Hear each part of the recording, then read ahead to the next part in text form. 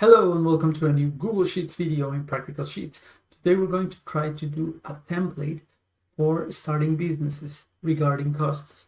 I have done a lot of business plans over the years, and one of the things that are recurring and sometimes you can struggle with is calculating the costs, especially for doing a forecast or a first business plan. So I'm going to try to do a template, a very generic template that maybe in subsequent videos we could customized for industries. But for now, I'm going to try to make a very basic templates that then you could take for starting any project, at least in the cost side. Then maybe we could do a forecast part where we include also the income. But for now, at least a template already formulated that then you could use for your costs, especially when you're starting a new project or a new company that requires any investment or any monthly costs. So let's begin. But before we begin, I'll invite you to practicalsheets.com and the Patreon page where you can find these and more than 150 templates for all of the videos in the channel, and we can have a discussion about what we can customize and much more. I can never start without thanking you for seeing this, and especially my Patreons. And let's begin. So let's start with a blank sheet. So normally, a project will have three types of costs. The costs that you'll only make one many times at the beginning of the project. These are called the investments: machinery, consulting for beginning, doing the web page at the beginning, marketing, all the initial setup. These are investments. Sometimes you'll have to do recurring investments. At year one, then you'll have to redo all your web page. So this is another investment. These are costs that are not on a month-to-month or a quarter-to-quarter or a year-to-year basis. There are ad hoc costs that you, again, normally do at the beginning before launching the project. Sometimes you do some once you're launching the investment. For example, the launch is an investment you do just once, and similar things. Okay, so the first sheet we could have is the investments. You could call it one-time costs, one-time fees. I prefer to have it in a separate sheet, although you could have, and then we'll do a summary sheet with all the types. We could have categories that normally you'll have in most type of projects. Equipment. Here it could be vehicles. Sometimes it could be a space. You have to buy a space sometimes, or buy a container. This is equipment. We could divide it in different type of equipment, but for example, if you're doing a restaurant, then you're going to have to do all the kitchen, and normally this you'll buy it. So this is a very big category called equipment that then you could subcategorize. Then you'll have the furniture. Maybe you'd say, hey, but I'm doing an online business. Well, maybe you'll need to have some stacks to, if you're going to have inventory, to store the inventory. So this is furniture. This is all the tangible part, things that you buy and you can see and you can touch. Then there are others that are intangible. For example, any license you need to buy, any permit. If you're going to the food truck example, normally depending on where you are, you need to buy a permit. Or you need to pay for an audit from the electricity council to certify your business. So these we're going to call permits and licenses. Then we're going with everything related to marketing. This could encompass a lot of things. We're going to just have a marketing, maybe branding. Maybe you want to pay for someone to come up with the name of your brand, to do the logo, to do the web page. If you're going to do an online business, maybe you can separate the marketing from the web page, because the web page is more than marketing, is your main asset. So, and maybe you have to do a lot of programming. But if it's more of a face-to-face selling, the web page is just a marketing. So if your business is an e-commerce, then the web page is very important, and I wouldn't put it in marketing because it has some part of marketing, but basically it is an asset in itself. And we'll always have to have another. Here we can put cost and maybe some comments. We'll do just one, just to see that the formulas work. That's it. Maybe you could put a total investment, or Better yet, we're going to call this item or investment, and we're going to transform this into a table. So let's do format and then convert to table. And this, we can call it investments. And the nice thing about tables in 2025 in Google Sheets is that you can do here in table formatting, you could do show table footer, and you can have the total here, so you don't have to add another row just for totals. It automatically creates it. Easy. Okay? Let's go to the second part. So the second part are the recurring costs, that they could be monthly, they could be yearly, they could be quarterly. Normally, the most common are the monthly costs and maybe the yearly costs. Today, there are a lot of subscriptions for many software and our insurance that are on a yearly basis. The purpose of all this is that it makes it easy first to know how much it will cost, and then to do a timeline of month by month and year by year cost. And then we can contrast this with the income that we could see in another video, how to do forecasting for businesses and all that. We're going to divide it into, for clarity's sake, monthly. So in monthly costs, we could also have two categories, fixed and variable. Variable normally it's a percentage and it depends on something else. Normally the something else is the income, but there could be other factors. But fixed, for example, if you have to have receptionist, then this is fixed. Does not matter that you sell 1, 10, 100, or 1,000. You're going to have always someone in the cashier, or someone in the reception, or someone who manages your webpage. So these are fixed costs. The commission for selling online, this is a variable cost. It's a percentage over your sales. So here's why we could have also divided once more our cost tree, and we could say fixed monthly costs, and then we could have variable monthly costs. So let's start with the fixed monthly costs. So I'm going to say cost. And what are the most common fixed monthly costs? The rent, if you're talking about a physical space. Even if you don't have a shop, maybe you'll have to rent a storage. If you're talking about inventory or physical goods. The utilities are also normally, there may be some part fixed, part variable. If you have to, I don't know, do something that's water intensive and you need a lot of water to do it. And so you're going to have a fixed part and then a variable part if you have to do a lot. But again, we're getting too complex. We're trying to do as simple as possible to begin. We're going to change this. We're going to put this, to give this a category, and the category of the rent will be rent.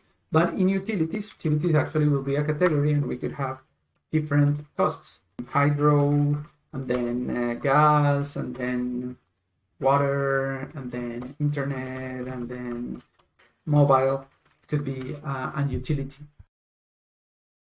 When I do my profit and loss statement, maybe I don't want to go to this detail. Maybe I just want to see the utilities total. Normally utilities are monthly. There are some countries where utilities could be bi-monthly, but these are very specific cases. Then we have some services that are paid on a monthly fee, many software as a service, many consulting services. If you are paying at the beginning for accountability or legal services, we could have these services, and we're going to have a couple. Legal, accountant. If you don't have your own accountant, maybe webmaster could be just a service of maintenance of the web. It doesn't not have to be a person.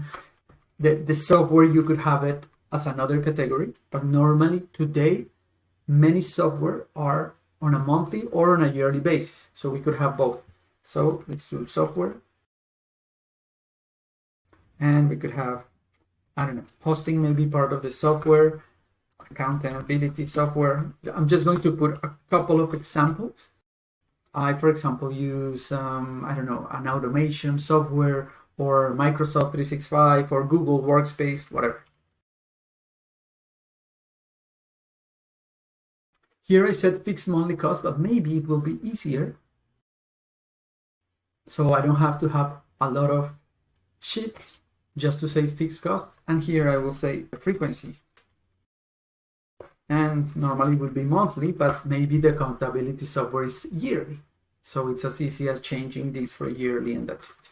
And then we could change our formula so to look for monthly or for yearly, depending on how we're going to then spread it out in a P&L. And of course, the amount. Again, I'm going to put this all in one. And then you can change the numbers to whatever you want. Normally, the marketing part, the ads, if you're going to manage ads, normally you have a monthly budget, but you could be variable depending on your sales. But I think we could have a marketing ads, let's say. Or if depending how important is marketing for you, you can have here marketing, and then you could have Facebook ads and Google ads and influencers and whatever, etc., depending on what you're using. Podcast ads, and again, this normally is a monthly fee, but I will leave it as customizable as possible. And finally, our category. I had these spaces, let's delete these. Finally, our other category, never forget that. For the beginning, you could put a lot of things in others, and then you can start recategorizing depending. Or your financial fee. There could be, the categories could be on your whatever you prefer. Normally the insurance could be both, also yearly or monthly, and maybe here you can have quarterly if you want. We're going to again transform this into a table. It helps a lot. So let's convert to table and call these fixed costs.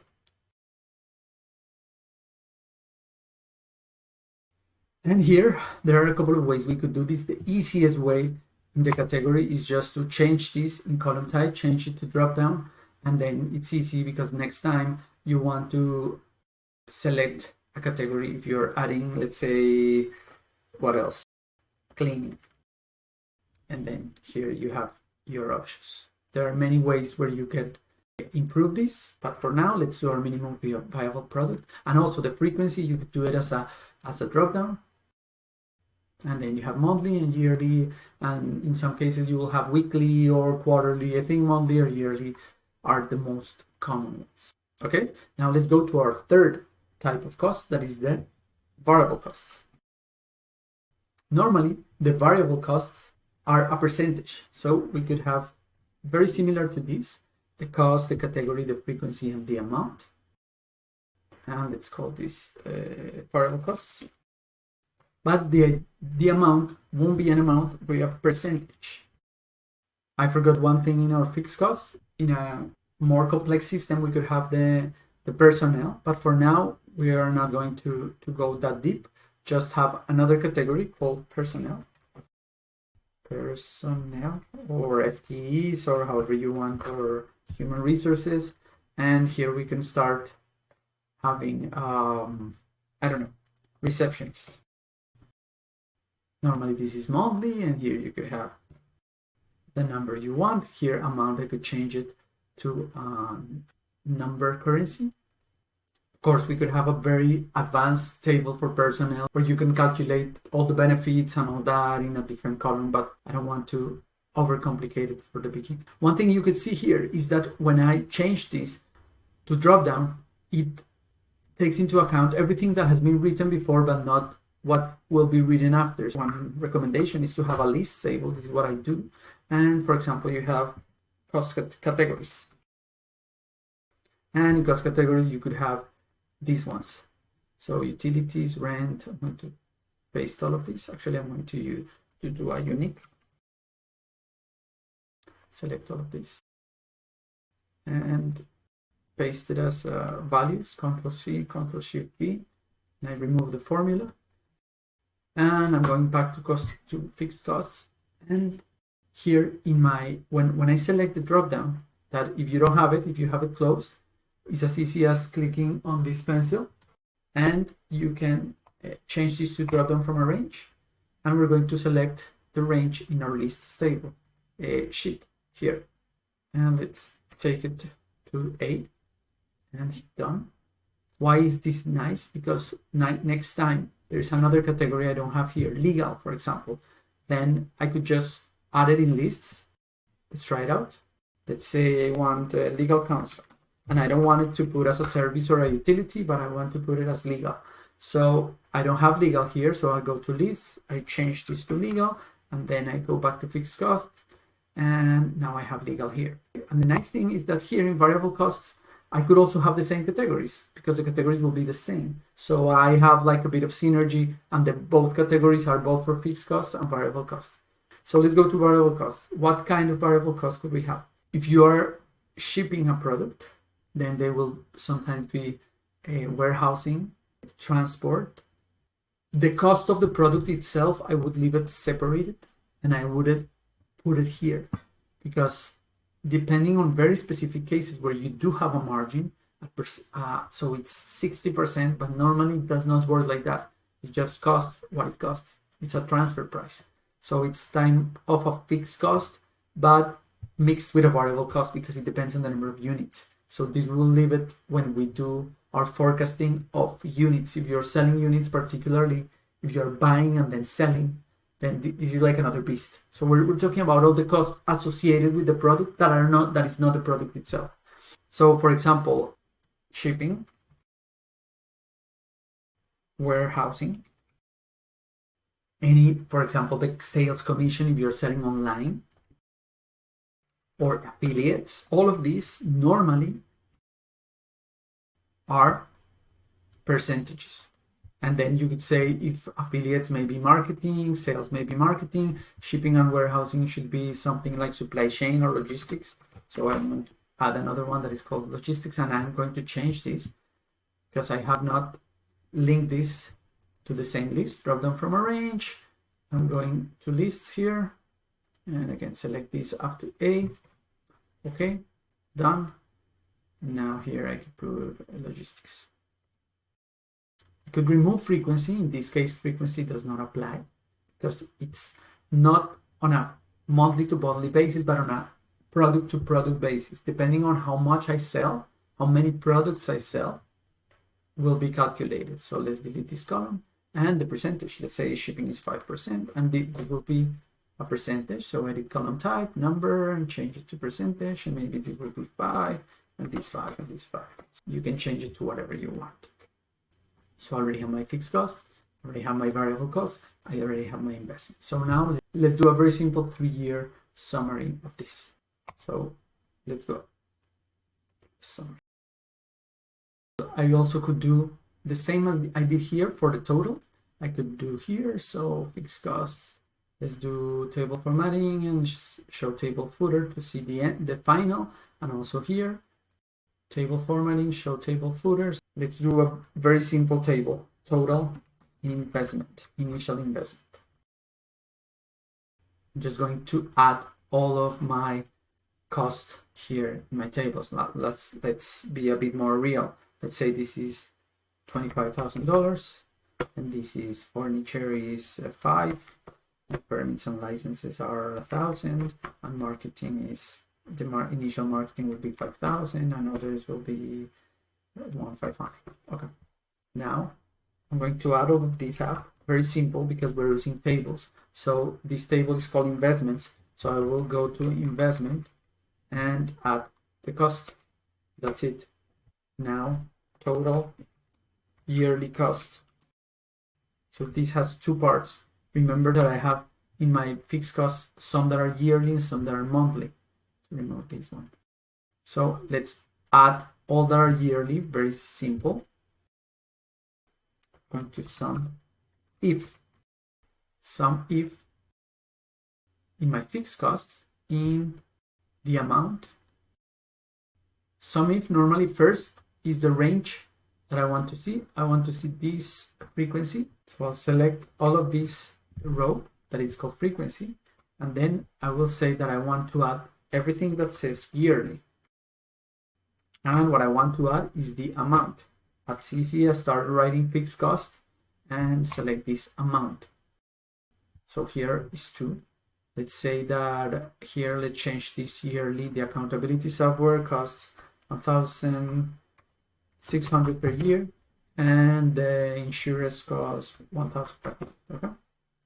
So now I have my yearly, and now I'm going to add to all of that, I'm going to do it first here and then add it.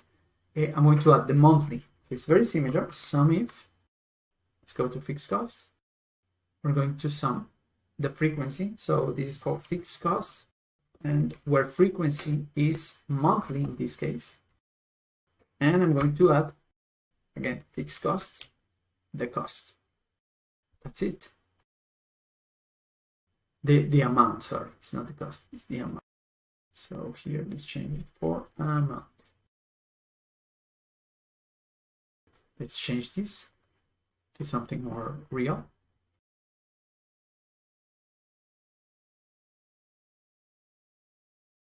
Posting normally is yearly.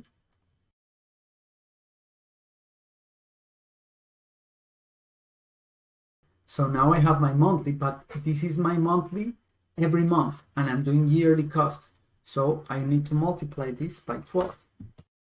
And now I can add the yearly plus the monthly. So I'm going to take this, copy it, and do a plus and add the formula.